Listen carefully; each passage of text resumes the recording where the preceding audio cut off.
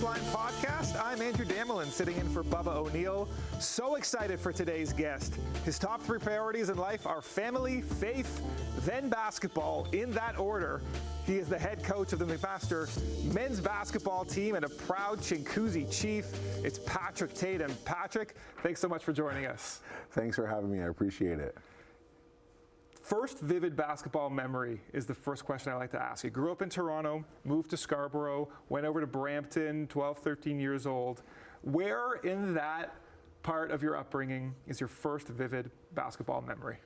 Oh man, I probably could say a bunch, but like the very first is probably sitting on the living room couch watching my dad watch basketball, the New York Knicks versus the Indiana Pacers, or the New York Knicks versus Chicago Bulls. Back in the day, it's like Patrick Ewing versus Reggie Miller, or John Starks versus Michael Jordan. So for me, those days, that's like 94, 95, 96, meant everything to me, and it's still ingrained in my brain, and that's why I always say Michael Jordan's one of the best of all time, and that made me want to play basketball.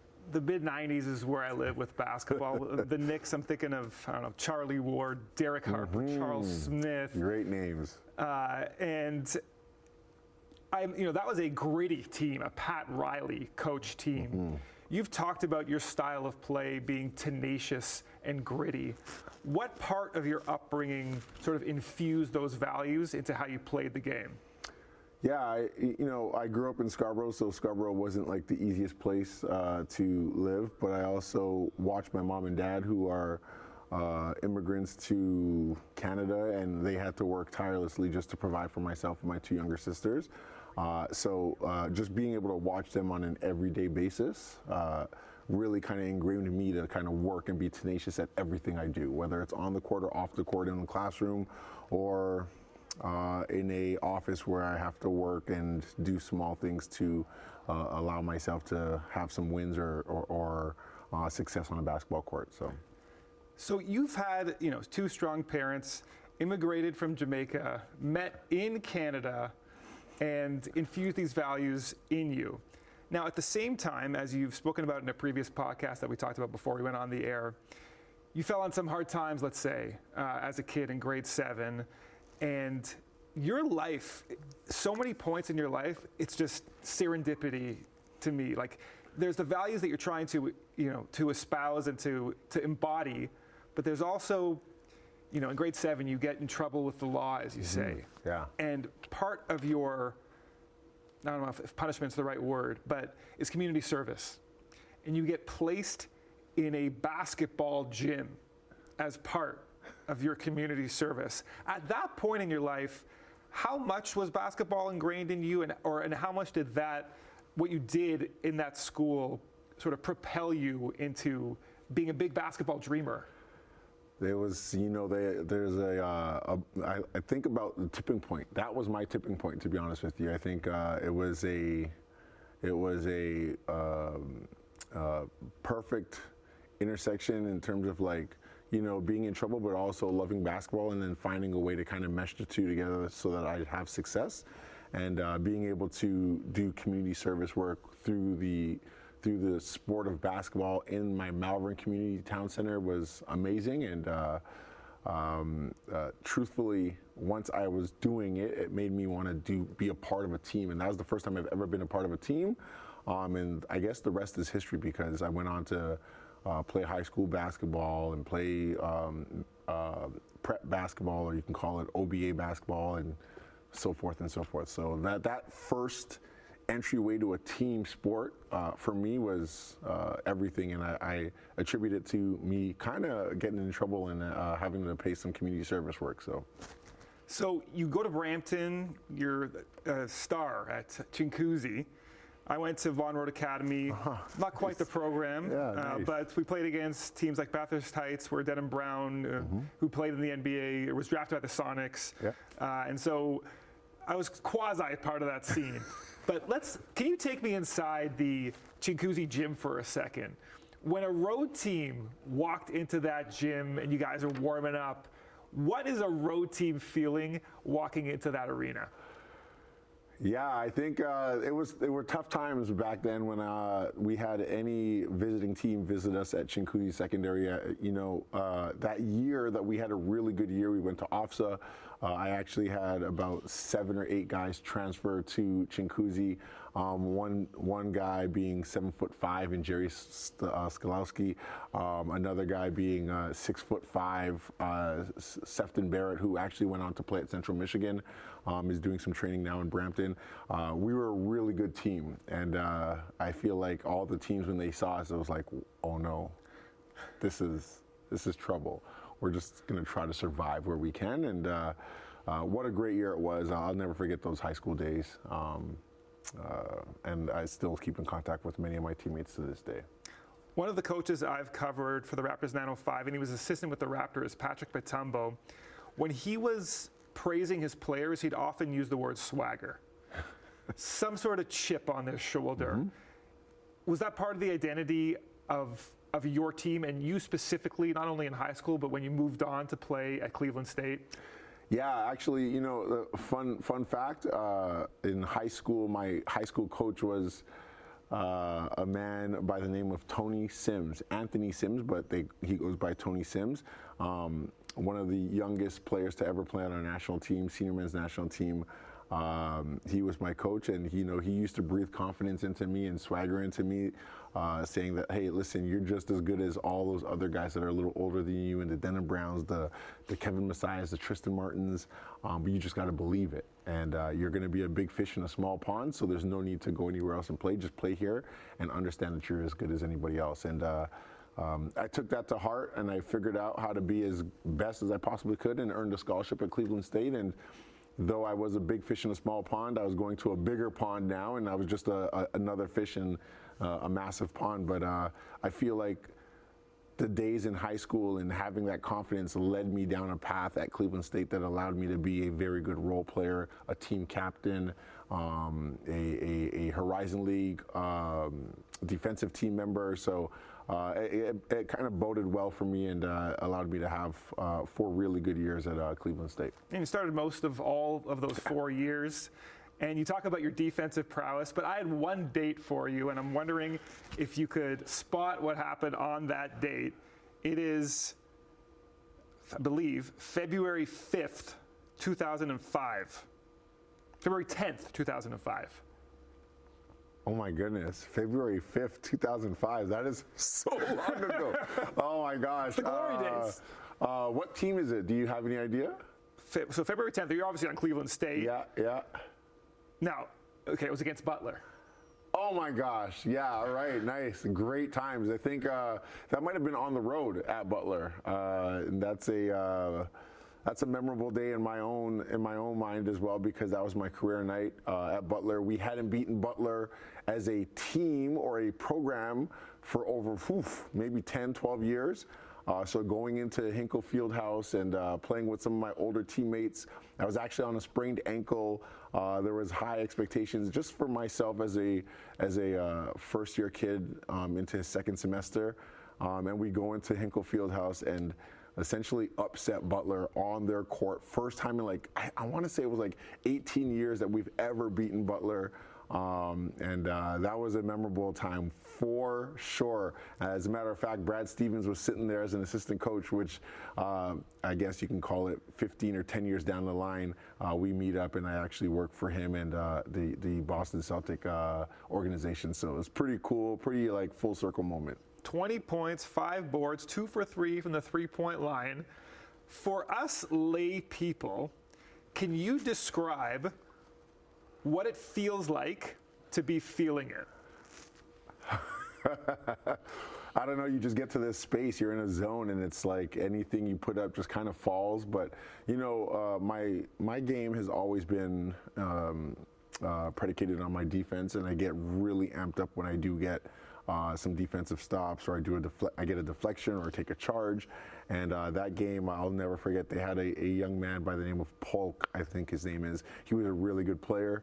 And I just took great pride in, like, you know, just stopping in possession after possession, which ended up leading to me doing well offensively, and we came out with the W. So that feeling that you get when you're in the zone is undescribable. You just know when you're in it, and it just feels like everything or anything you do on the court that night just kind of goes your way. So it's a magical feeling for sure. In your 15 years coaching now, can that defensive desire be coached?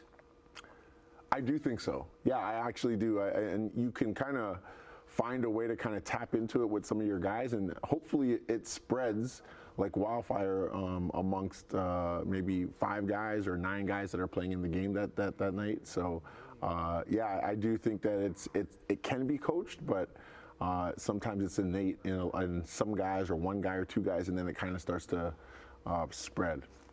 So you finish your 4 years at Cleveland State, then you go on a little journey as a pro. You play in Switzerland, Germany, Qatar, and Syria. Yeah. In that time frame, are you ever, if maybe you're on a bus, maybe you're in some remote area, maybe you're in some rundown gym, do you ever look around at some point and ask yourself, what am I doing here? I don't think so. To be honest with you, I love basketball so much to this day, and I'm like in love with basketball.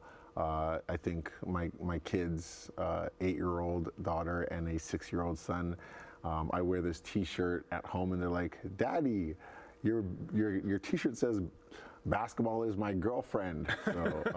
So I'm in love with my girlfriend in basketball, and it's been an amazing journey. Whether I was in Syria, Qatar, Germany, or Switzerland, as long as I was somewhere where the ball was bouncing and I was on a court and I got to do what I love to do, then it didn't really matter where I was in the world. And I think that's kind of some beauty in the basketball game, in the sport of basketball, that that round ball can take you anywhere you desire, so long as you put in a lot of work. So you're part of this coaching tree, the Roy Rana coaching tree, an absolute legend in Toronto, Eastern Commerce. Mm-hmm. I actually played with Jermaine Anderson, Eastern Commerce legend. We were 13 years old at the JCC.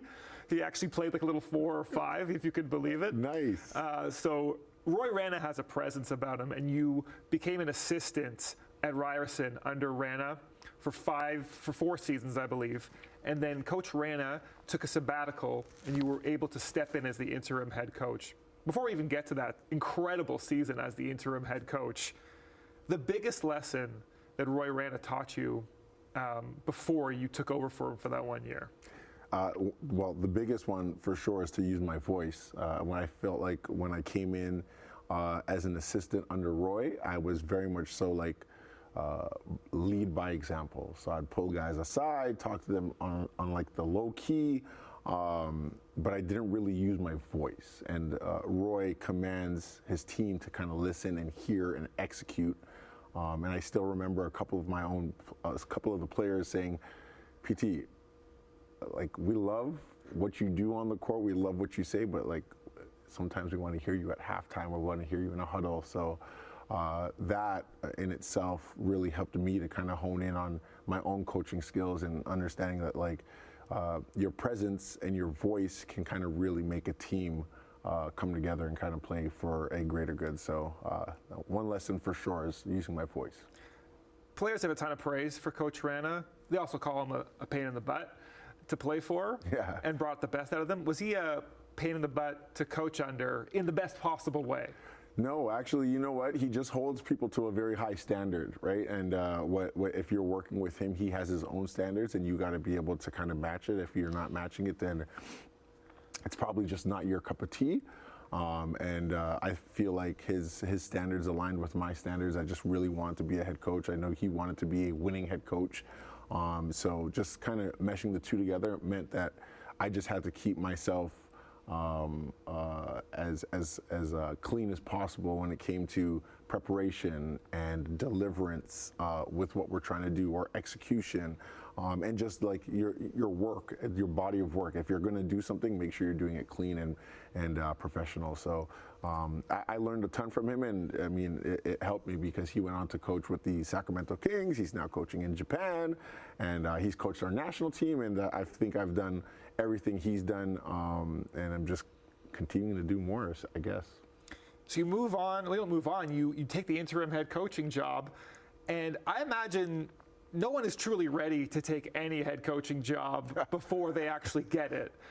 And I saw an interview of you before the season, you were kind of shaking your head, you were asked about the style of play, and you're like, well, we'll get up a ton of threes, is what we'll do. And it looked like you were trying to search for yourself in that small interview.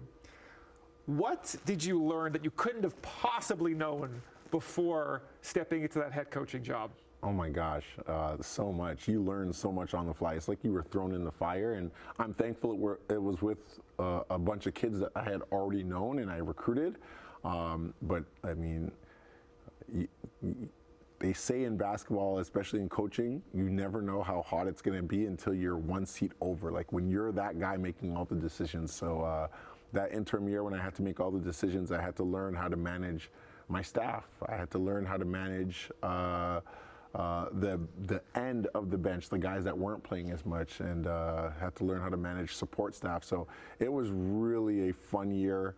And I still remember it to this day. Like we shot a ton of threes. We had some really good players in Adika Peter McNeely, who's now a head coach, who played for our national team. Aaron Bess, who's still playing to this day. I love Aaron Bess. Man, oh man. I mean, for some reason, no one's learned that he only goes to his left. Yeah. But he just finishes with his left hand every single time. Absolutely. Just a legend, Aaron Bess. Yeah, absolutely. So it was a perfect storm for me because I had some really good players that year, and it really helped that I was a young enough coach to kind of motivate and inspire those guys, but then they also helped me out by just playing so extremely hard. So I believe it's the next year you take a professional leave to go to Maine and be an assistant coach. Yeah. In Nick Nurse's biography, he mentions that when he stepped up as an assistant coach for his first talk with the Raptors, he knows that the players are judging them, especially the professionals, and he was nervous for it. Do you remember prepping that first talk before you went up and tried to coach up professionals in Maine? I was nervous as can be. Oh my goodness. I was shaking out of my boots. My voice was cracking. Oh, I was so nervous. And I was very fortunate to have a couple Canadians there with me in Ryan Thompson, who's the head coach at Lakehead University, and Scott Morrison, who was the head coach at the time, who's now with the Utah Jazz. And I was so nervous. I had the first two scouting reports against OKC Blue and the Texas Legends. And oh my gosh, I was horrific. And it took me about 5 games to really kind of get under my belt. And I'm grateful to Scott Morrison because he's kind of really been a mentor for me to this day. And he came up to me after one game at home. We played, never forget it, we played the team from Indiana. In any case, Fort Wayne Mad Ants? Fort Wayne Mad Ants, and we lose at home. And sure enough, he comes up and he says, "Hey, dude, come on, man. Like, let's go. Like, I wanted you here for a reason, but you seem like you're a little shy. You look like you're kind of scared. Like, these dudes are just the same age as you, or maybe a little bit younger, but they just want to hear what you have to say. So just deliver it with confidence and be right." And I was like, "Okay, great." So yeah, I mean, that first one is always a tricky one, but once you get it out of the way, then I think the rest is smooth sailing. So long as you kind of, get right with how you deliver things and how professional you are. So now you've gathered a pretty nice array of experience over those first 7 odd years of coaching. The McMaster job opens up. And so how did it come to be that you end up interviewing for it and getting the job? Honestly, it was I'm a very big on faith, and I had faith that at some point in time, one day, if I were to leave TMU, I was going to go to York or I was going to go to McMaster. Those were the only 2 jobs I wanted to leave for. Thankfully, I had Maine Red Claws, and by chance, the actual head coach at the time at Mac was Amos Conley, had reached out to me and said, "Hey, I don't know if I'm going to take this job for a little bit longer, but I'd like you to come home and be an assistant for me and then maybe take over as head coach. Got back and spoke with himself and Glenn Grunwald, who was the AD at the time, and he basically said, like, look, I might not last that long, so you might be ready to take over this program right now. And I'm thankful. I'm very thankful to Amos, because without him, I probably wouldn't be at McMaster right now. But at the same year, York University opened up at the same exact time, but I had already accepted the job at McMaster, and I'm enjoying my time so far at Mac, loving it. So this coaching journey is not linear. You know, you win Coach of the Year in 2015-16 as an interim coach. You come over to McMaster a year later, and there have been some good teams. There have been some 500 teams. This year's been a struggle. The team's 1-10. And you're mentioning coaches before you saying, I'm not sure how much longer I'm going to last. I imagine the coaching profession for so many is, it can grind you down. Has that joy, you know, waking up, planning a good practice, or making a good game plan, has that joy ever wavered throughout your whole coaching journey? Yeah, no, great question. I don't like, again, that big round orange sphere that we dribble and shoot. I love it so much that, like, there's just so much beauty in the game of basketball that, like, the joy can never be removed from me. I just, whether I'm an assistant coach, head coach, a manager, I honestly just enjoy being around the game of basketball. So right now we're in a very deep lull of the season, or maybe even in my career. But I do think at some point in time when you're down, you're always going to come up, and you just got to make sure you got 10 toes down, and you're just grounded, and you figure out what can you do to make a change so that you can actually start to go back up, because you can't stay down forever. It's not even a question, but at some point something's going to give, and we'll be right there to capitalize on it. And similarly to that joy, you know, coaching the game, are you still able to watch a game, maybe not even a U Sport game, but like an NBA game? Does the kid still come out in you when you're watching an NBA game? Love NBA games. I watch them every single night. To this day, I was watching one this morning. I love documentaries more than anything instead of the game. So if I'm not watching a basketball game, I'm probably watching a basketball documentary. And there's a great documentary that I watched just recently. It's called Clutch. A lot of the playoff teams from last year. And yeah, I love the game, and you know, anywhere that LeBron James is, that's where I'm watching. So right now the Lakers aren't the greatest, but I'm still watching, and I love watching OKC because, you know, we have a local hero in Shai Gilgeous-Alexander who's killing the NBA right now, and it's just nice to watch and see a Canadian at the top of the West, at the top of the NBA right now. So yeah, LeBron, he made his return. The Lakers got a win last night. But for Shai, I imagine you watched the NBA Cup game on Saturday against the Rockets. Absolutely. When I'm watching Shai, Hamilton's finest, I'm just kind of making like a stank face every time he makes a move. He's got the biggest bag you can imagine. He scores from every single spot on the floor, the most unassisted baskets in the NBA. When I watch him, I just marvel. But you've coached the U19 Canada team. Perhaps you've seen Shai in the grassroots system. Yeah. Could you have seen anything close to this coming? No, not even close. Now, let's not. I don't want to mistake myself here, but I still remember when he was 16, 17 years old. And I was a team manager for our senior team, just like, you know, doing training camp up at the flight deck in the old ACC. And he came in, himself, RJ Barrett, and they played against the senior guys. They just got to train against the senior guys, and he was on fire, completely doing whatever he wanted against Corey Joseph. And I was like, whoa, this is unbelievable. And at the time, he was like 6'4", 6'5", and completely unknown. So to see where he is right now, he might be the best player in the NBA, might be the best player, best guard in the world.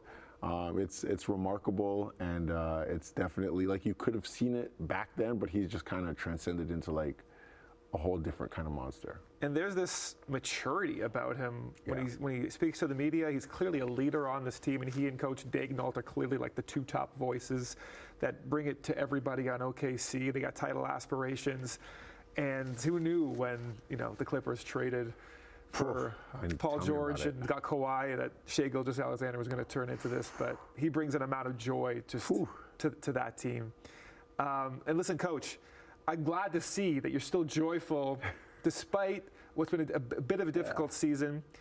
What should McMaster fans and Hamilton fans look to see in the second part of the season when everyone returns from the winter break? Consistency. I think we've just got to be a little bit more consistent as a group on and off the court. And I think holding the guys accountable over this little 4 or 5 week break will really help us to kind of dig a little bit deeper to find a way to be a little bit more consistent. So yeah, I mean, we're gonna get rolling here in the second half, and I've told our guys, like, we're down, but we can come up, and it's some way, somehow, we're gonna make the playoffs. We just got to figure out how we're gonna do that. So they know that the theme of this second half is gonna be consistency, and we're just gonna find a way to kind of just string something together, and hopefully that spurns into maybe like a 9-2 second semester record, punching us into the playoffs and maybe making a Cinderella story with the losing record, but we'll see. There's still time to get the ship back on track. Yeah. Listen, Coach, thanks so much for coming in today. Thanks so much for your time, and good luck on the rest of the season. Thank you so much. I really do appreciate it. That is head coach Patrick Tatham of the McMaster Marauders. That's your Sportsline Podcast for the day. If you know of an athlete, team, or event to promote, the Sportsline Podcast wants to hear from you. Please hit the thumbs up, like, and subscribe button. And if you have something to say, please comment. For the wonderful people that make the Sportsline Podcast possible, thank you, and we'll see you next time.